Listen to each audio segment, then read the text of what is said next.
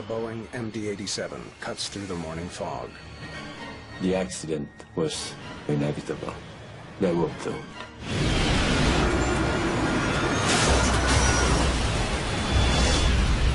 The plane, carrying 110 people, erupts in flames at Milan's Linate airport.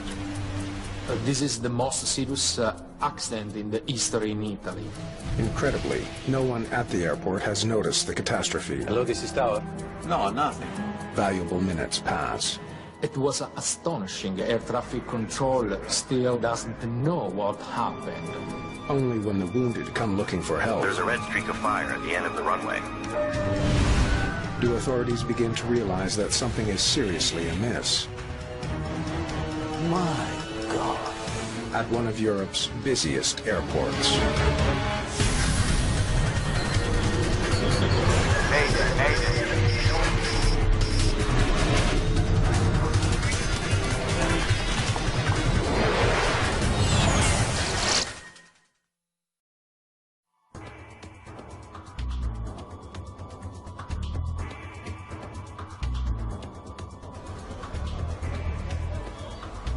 Milan, Italy.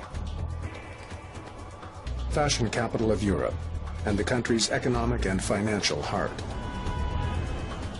Milan is served by 3 international airports. Only one, Linate Airport, lies within city limits.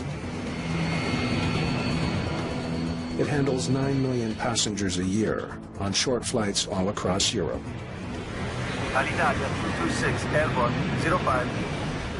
On the morning of October 8th, 2001, dense fog shrouds the airport. The fog that day was very bad, and the general visibility was about 50 and 100 meters. In the tower, controllers have a heavy workload. There are nearly 24 aircraft to get off the ground in a little less than an hour. Alitalia 2120, buongiorno, start up. They handle nearly 500 radio communications every hour. Linate, buongiorno. Delta, India, Echo, Victor X-ray. Requesting startup. Delta, Victor X-ray. You are cleared to start your engines. Brown, Scandinavian 686, request taxi from 13. Scandinavian 686. Taxi to holding position, Cat 3. Scandinavian 686, taxi to holding position, Cat 3. One of today's flights is Scandinavian Airlines Flight 686. The Boeing MD-87 is scheduled for a routine flight to Copenhagen, Denmark. There are 110 people on board. Taxi holding point, Cat 3.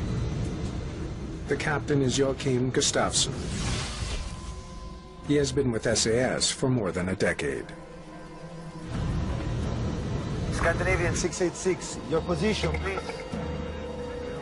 We still haven't reached the main taxiway, Scandinavian 686. First Officer Anders Highlander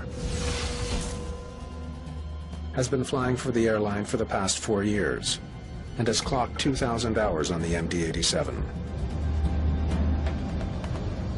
The SAS crew were very highly experienced pilots, so couldn't ask more for 2 qualified pilots. With thick fog blanketing the airport, the pilots have almost no visibility. They must rely entirely on instructions from air traffic controllers as they navigate their way to the runway. There are a lot of taxiway, one runway for commercial aviation, and there are a lot of many different types of airplanes in Linate, so it's a very busy airport. High above the runway, air traffic controllers normally have a clear view of the airport, but not today. Air 1937, where are you? Between 18 and Delta. So you're practically in front of the tower, right? Paolo Zacchetti is the ground controller responsible for guiding flights to the start of the runway, where planes take off every 2 minutes. Taxi north via Romeo 5. Call me back at the stop bar of the main runway extension. With Linate socked in, he's got his hands full. Scandinavian 686. Your position, please. Now you're on the main taxiway. Yes, now we are entering the main taxiway, Scandinavian 686. Taxi. At 8:01 a.m., Zacchetti hands SAS 686 over to the tower controller for final takeoff instructions. Tower, buongiorno, Scandinavian 686, sequence to 36 right. Ciao, Scandinavian 686, line up and wait 36 right. Line up and wait 36. The SAS crew must wait behind other planes taking off from Linate's main runway. 36 right. Alitalia 226, cleared for takeoff, 36. Report when rolling. Low visibility is not a problem in air. It's a very big problem on the ground because pilots depend completely upon the air traffic controller. Delta Victor X-ray. Confirm your position. Approaching Sierra 4. Roger.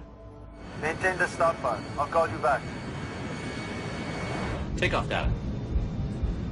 57 tons, and it is checked. Checklist complete. Scandinavian 686 Linate, The wind is calm. Report rolling. when airborne squawk ident. Once the plane ahead has taken off, Flight 686 begins its takeoff roll down the airport's 2,400-meter-long runway. And we are rolling, Scandinavian 686. Auto throttle on. Set thrust.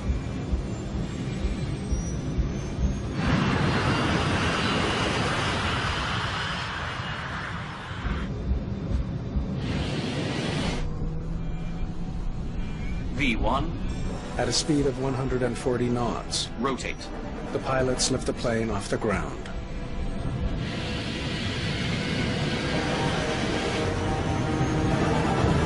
What's that?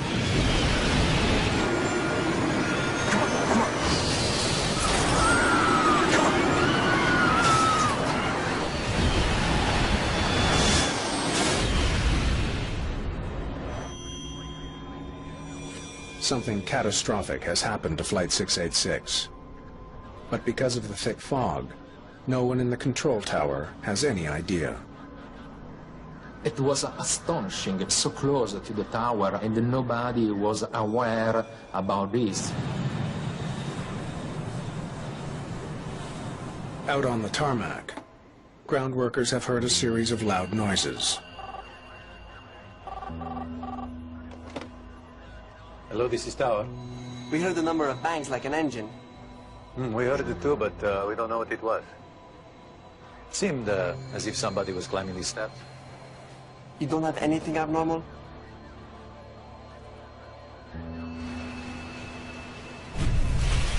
A passenger jet has been in flames for nearly a minute at one of Europe's busiest airports. But so far, no one knows. No, nothing. This was incredible to believe that this big accident happened and nobody could see what was happening in that moment. The crash site goes undiscovered until a customs officer spots an injured baggage handler stumbling from the wreckage. It took a while to figure out that they had a big disaster on their hands. The officer alerts emergency crews. But the controllers still don't know there's been an accident. Incredibly, Linate Air Traffic Control still doesn't know what happened. Only now does the tower controller check for the SAS flight on his radar. He can't find it. The radar does not show the plane flying away from Linate. Then, they get a radio call from another plane. There's a red streak of fire at the end of the runway. Finally, almost 3 minutes after the accident, Linate Air Traffic Control raises the general alarm. They ground all departing planes and close the airport to incoming traffic.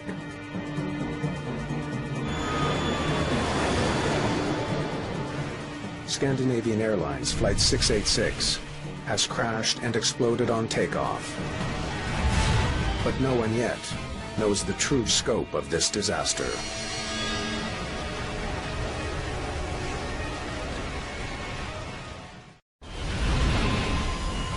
Ten tons of jet fuel feed a massive fire, where a Boeing MD-87 has collided with an airport building.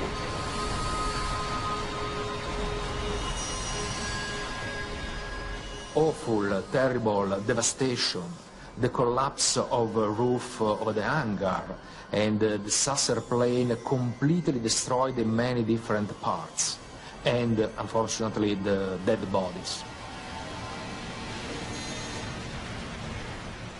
The rescue people had problems to enter a cargo building to rescue victims, because the airplanes was blocking the entrance.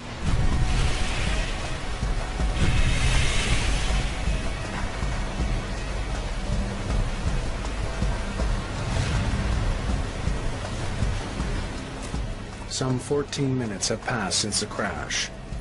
As emergency crews battle the fire, Linate air traffic controllers frantically try to understand what just happened. There are 2 aircraft unaccounted for. Paolo Zacchetti discovers a private Cessna Citation did not return to its parking position after all planes were grounded. The main attention was focused on the saucer plane, so nobody thought that there was another plane. A private aircraft is missing, a Cessna 525. Ground crews search for the missing plane. Finally, 26 minutes after the crash, they find the Cessna burning and in pieces, halfway down runway 36R. It appears there's been a collision.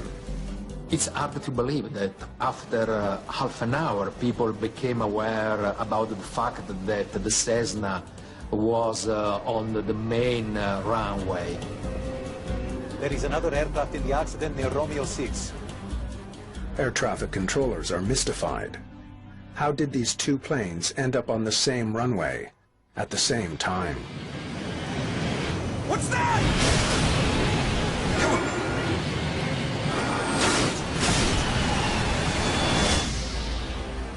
2 planes are destroyed. A hangar is in ruins. The scope of the tragedy is overwhelming.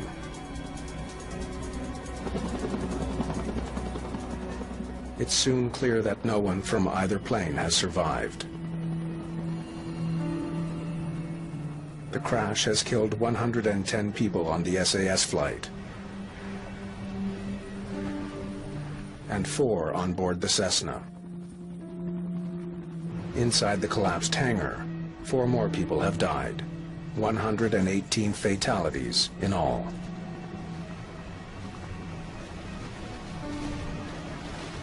This is the most serious accident in the history in Italy. You can't imagine. I haven't taken it all in. I heard 3 explosions. Boom, boom, boom, and then a huge flame. My God.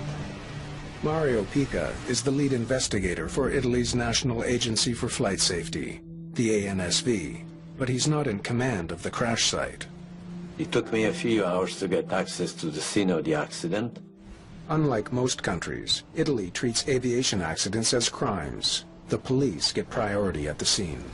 After an air crash in Italy, the criminal investigation automatically begins, and the police is involved in analyzing this event.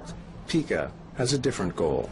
It was mandatory to find out really what happened and find the reasons that could help us to avoid it happening again. Grazie. First thing I remember was to have a look at the baggage hangar, where the rescue workers were still busy taking out pieces of rubble at the aircraft and looking for bodies and possibly survivors.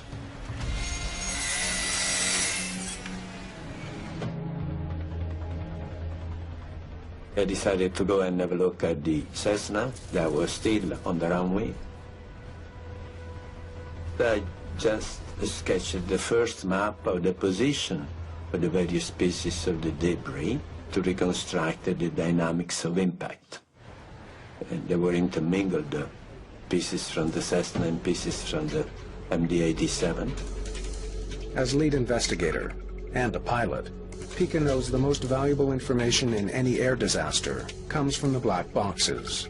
But the Cessna was not equipped with either a cockpit voice recorder or a flight data recorder. The absence of the flight recorders were really a drawback, because they are very helpful in any investigation to precisely define what happens. The Swedish Accident Investigation Board sends a team to Milan. It includes technical specialist Tom Zollner and lead investigator Frank Christensen from SAS. They will work with Pica to unravel the accident. We were called to be part of the investigation as it was in the Scandinavian Airlines plane. I guess we'll have to wait for authorization. We realized that the investigation in Italy was different what we learned. In Italy, they conducted as a criminal investigation, and we as investigators has to wait. Damn. We're really not happy about that. We would like to see what the planes look like, how the accident site looked like. We were not allowed to be near the accident site. The media worldwide attention was on the Linate disaster. The SAS airliner headed for Copenhagen slammed into the private... And so what happened in Linate? What were the main causes of this accident? What were the main responsibilities for this? Investigators soon make a troubling discovery about Linate Airport. So, you're telling me there have been a lot of these incidents before? Air traffic controllers reported we have an average of nearly one runway incursion per week. It appears the 9 million people who use this airport every year have been in danger for quite some time. There have been other runway incursions. This was shocking.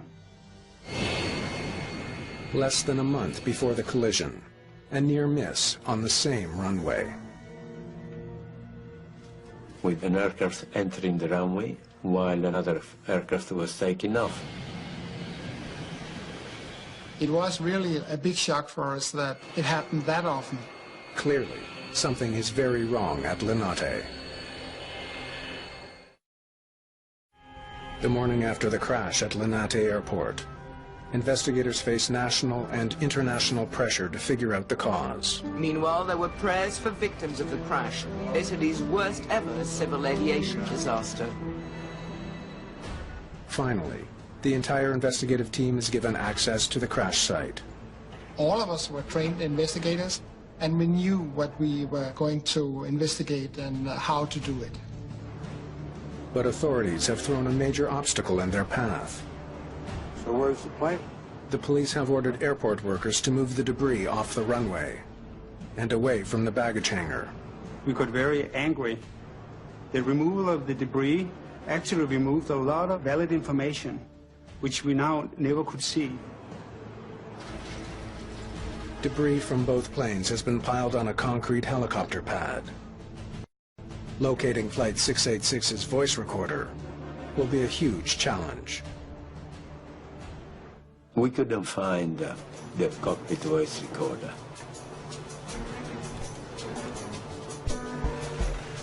The importance to find the CVR was to check if the crew realized the collision was actually going to take place and see how well they were trying to avoid it.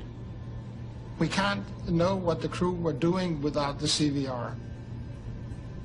We had to learn about the possible takeoff clearance and if there were crew errors. Or did they not? Here's what we know so far. The MD-87.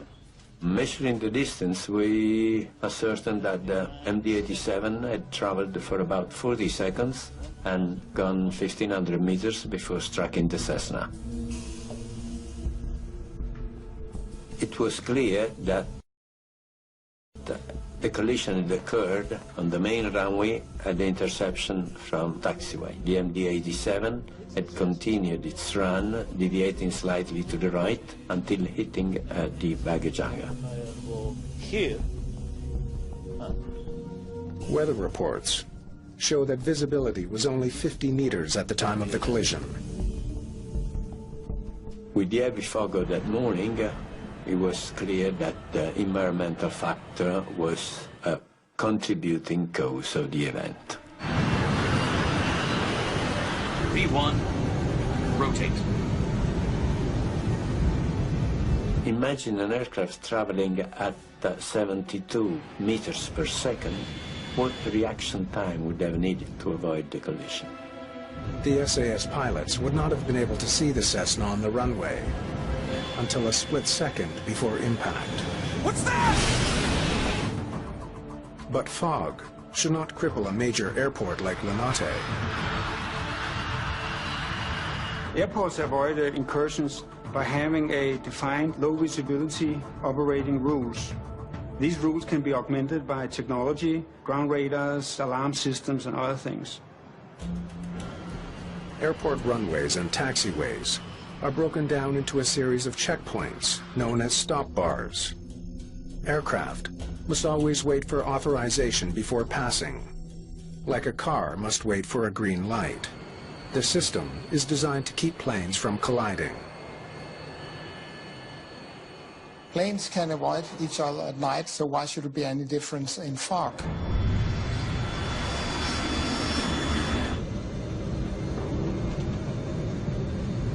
We have to consider this right off the bat. One of the first thoughts that came to mind was pilot error. The possibility of a pilot error. One of the pilots was not where he was supposed to be. Investigators need to know which one.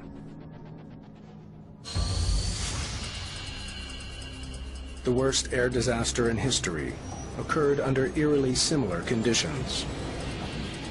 On the island of Tenerife in 1977.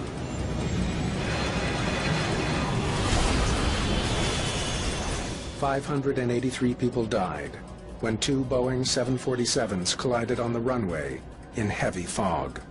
In comparison with the Tenerife accident, it was both in dense fog, taxiing on the wrong taxiway was involved, communication was also involved as the KLM captain thought he heard a takeoff clearance, but he didn't. Investigators wonder if the Linate disaster is a case of history repeating itself. They learned that the brand new Cessna Citation jet had arrived in Milan following a flight from Germany. Delta, India. The German crew was now taking two passengers to Paris. Since the Cessna was not equipped with a cockpit voice recorder, and the CVR from SAS Flight 686 has not yet been found, investigators have only one record of what happened: the air traffic control recordings. We have to listen to the facts. Our expectation was that the ATC recording would reveal what actually was being said that morning. Investigators paid close attention to Paolo Zacchetti's conversations with the Cessna, call sign Delta Victor X-Ray. Delta Victor X-Ray, taxi north via Romeo 5. Call me back at the stop bar of the main runway extension. Roger, via Romeo 5. Call you back before reaching main runway. The Cessna was instructed to go north from the apron, along taxiway Romeo 5, to a taxiway that runs parallel to runway 36R. The route should have kept the Cessna off the runway. But he ended up here instead. Investigators make a shocking discovery. The Cessna went south from the apron, not north as instructed. It now appears the pilots made the fatal error that caused the accident. Call you back before reaching main runway. The control tower recording makes it clear. The Cessna pilots got lost on the way to the runway. The Cessna didn't follow the taxiway Romeo 5 for which he had been authorized, but took instead taxiway Romeo 6. The revelation leads to an important question. So why didn't anyone notice? Delta Victor X-ray, continue your taxi on the main apron. Roger. Continues the taxi on main apron, Delta Victor X-ray. That is correct, and please call me back entering the main taxiway. Main apron? Main taxiway? The recording reveals that the air traffic controller did not clearly distinguish between aprons and taxiways. His choice of words may have led the Cessna pilots to believe they were headed the right way. An apron is a restricted section of an airport where planes park, are loaded, or refueled.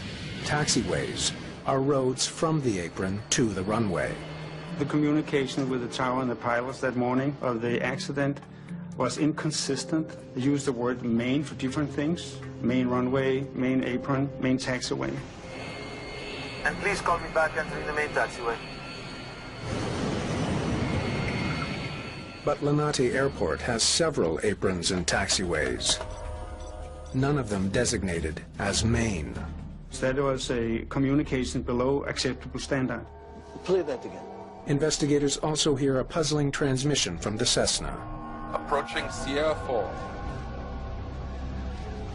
I don't see it anywhere. It's not here. Listening to the communications, I was baffled when I heard pilot reporting a Sierra 4. The controller's maps don't show S4 at all. Investigators are beginning to suspect the error goes beyond the poor communications between Zacchetti and the Cessna. Approaching Sierra 4. Sierra 4. I asked him if he knew where Sierra 4 was. Where is Sierra 4? I have no idea. That was very simple. He confessed he didn't know where Sierra 4 was. Pica finds that Zacchetti's managers never gave him a tour of the taxiways as part of his training. Approaching Sierra 4. Delta Victor X-ray. Roger. Maintain the stop bar. I'll call you back. He had no way of knowing where Sierra 4 was. The Cessna now has to cross the runway to get to the apron. He keeps going past several signs that he's approaching an active runway.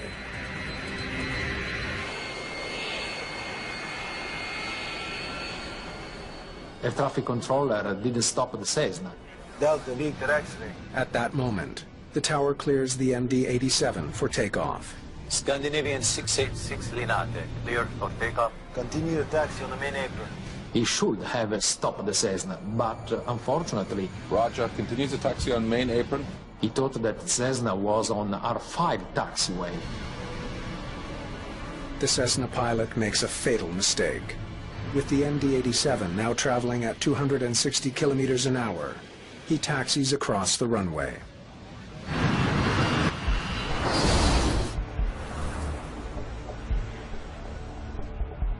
Suspicions about procedures at Linate Airport deepen as investigators learn that the exact same mistakes that led to the deadly collision were made by another plane less than 24 hours earlier.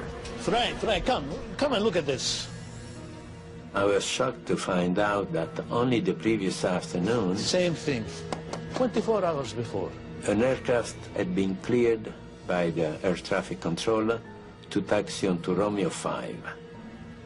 24 hours, it happens here all the time. The aircraft taxied really onto Romeo 6. Because there was no fog that day, the two planes saw each other and did not collide.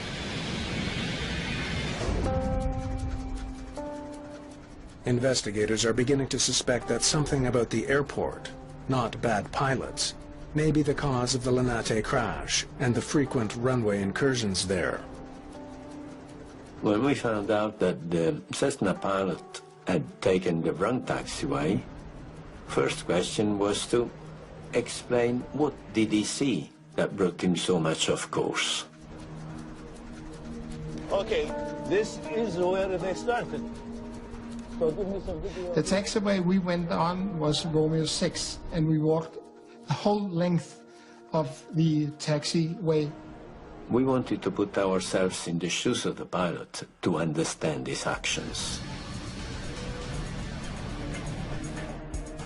They look for route identification signs that are supposed to help guide the pilots. The status of those markings were in a very poor condition. It was surrounded by high grass, and there was only a very few of those markings. The markings painted directly onto the tarmac are also vital for pilots. When we came to the intersection between Romeo 5 and Romeo 6, we could see that the markings on the ground were so badly painted that even in good visibility it was difficult to read them, which made us understand that for a pilot not familiar with the place, it would have been difficult to understand where was Romeo 5, where was Romeo 6. The faded markings help explain why the Cessna turned right when it should have turned left to avoid the runway. They also come upon the reason the Cessna pilot referred to the unknown position, Sierra 4. Approaching Sierra 4. There's Sierra 4, but it's not on the map. Actually, Sierra 4 was a marking on the Romeo 6 taxiway going towards the runway, but were not reported on any official map. Approaching Sierra 4. Delta Victor X-ray. Roger. Had the controller known where Sierra 4 was, he would have realized the Cessna was headed the wrong way and approaching the runway.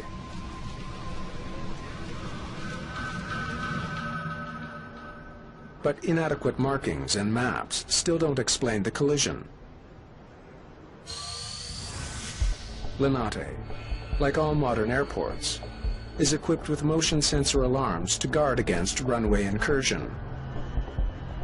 Even with the failures of all other systems, the acoustic alarm should have worked, and we wondered why it didn't work. Reading the ATC communication recordings, we couldn't find any alarm going on when the Cessna aircraft crossed the stop bars and entered the runway. Pica decides to test the runway incursion sensors himself. I was told that possibly they didn't work, but we wanted to be certain. Okay, commencing test of the motion sensor alarm on taxiway Romeo 6. So, one night, when the airport was closed, we made an experiment going over and over through the sensors, but we had a man on the tower just to make sure that the alarm didn't go. Anything? No, nothing. Again. Eventually, we found out that those alarms had been deactivated years before to avoid unnecessary alarms that were triggered eventually by an animal crossing or a car doing an inspection during the night. 1 week after the accident, investigators still have not located the cockpit voice recorder amid the aircraft wreckage. Finding the CVR was crucial in order to establish that there was no problems prior to impact. So I decided to sort through this giant pile of rubble and concrete and steel, and eventually we did find the CVR.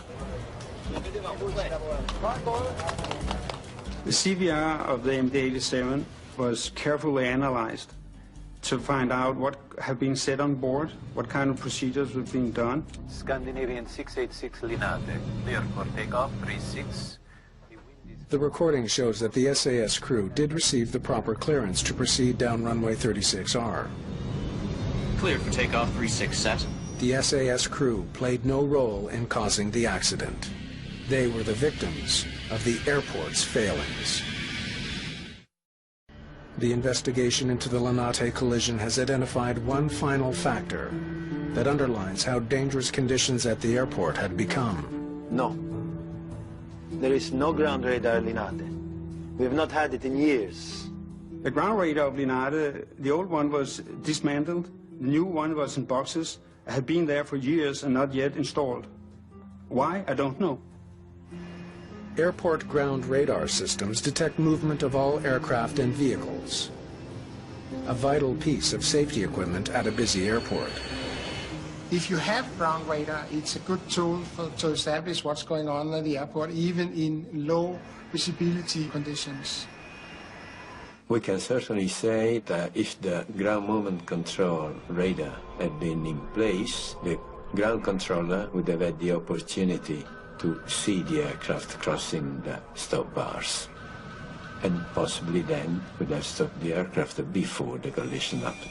Delta Victor X-ray. Confirm your position? The Cessna took the wrong path due to flawed taxiway markings.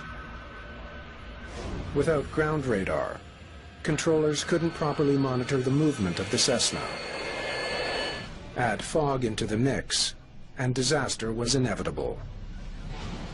When the Cessna and the SAS aircraft started moving, they were both doomed. The accident was now inevitable. Scandinavian 686 Linate, clear for takeoff, 36. Delta Victor X-ray. Continue your taxi on the main apron. And we are rolling, Scandinavian 686. Roger, continues the taxi on main apron. V1, rotate.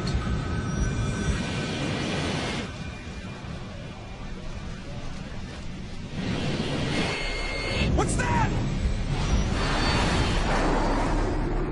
The cockpit voice recorder gives investigators a detailed picture of what happened at the moment of impact.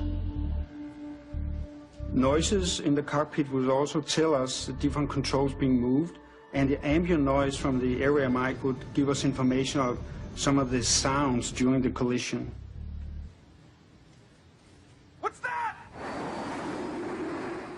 We realized that the impact was more than one collision. It was actually several collisions in half a second. When that half second of audio is analyzed more closely, investigators discover it contains several distinct sounds. So we exposed this data over the schematic of the aircraft, showing the travel of the sound. By doing that, we could analyze that we have several points of impact during the collision. The painstaking research gives investigators a better understanding of how the two planes came together on the runway. The MD-87 first hit the Cessna with its nose landing gear at the Cessna stabilizer. And then, in a short order of time, the left-hand main landing gear of the MD-87 hit the outer part of the right-hand wing of the Cessna, and then the biggest impact was the right-hand main landing gear of the MD-87 cutting through the cabin of the Cessna. Investigators conclude the MD-87 lost its right engine after the impact. The plane would have been almost impossible to fly. But remarkably, the pilots almost managed to do just that. After the collision, the MD-87 did actually got into the air. According to the flight data recorder, the aircraft was airborne almost 9 seconds.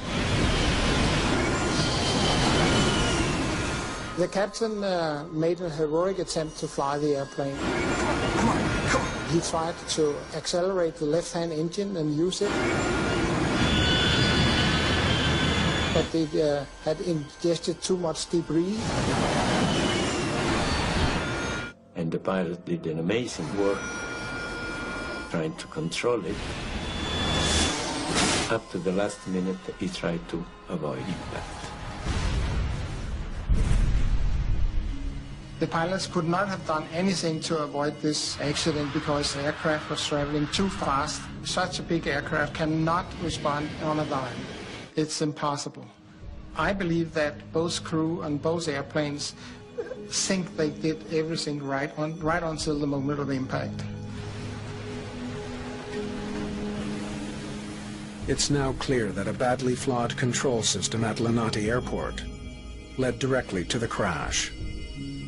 What's more, it's beginning to look like organizational failures may also have prevented rescue personnel from saving lives.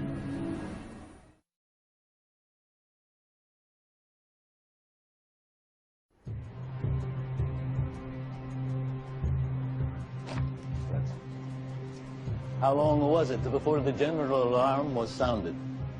The investigation begins to uncover evidence of how failures at the airport made a bad situation Please call me back entering the main taxiway.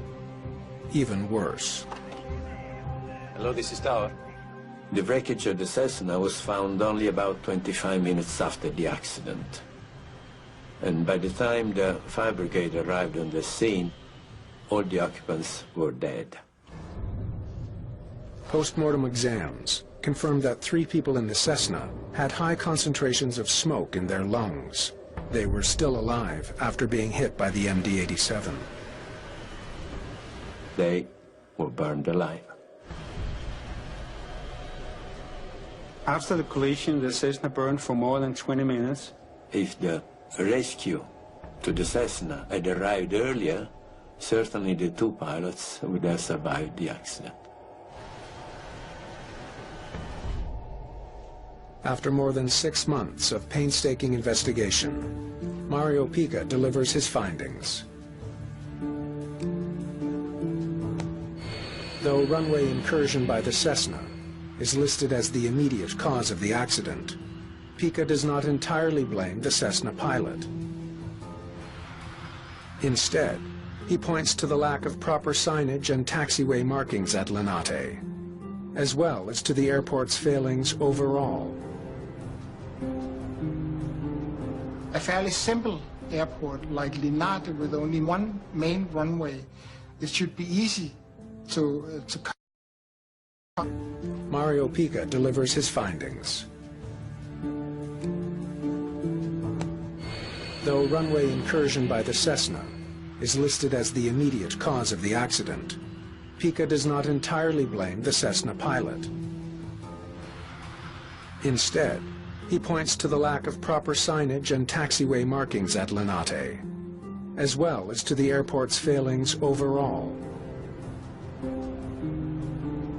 A fairly simple airport like Linate with only one main runway, it should be easy to cover this with the signs and with the paintings and so forth.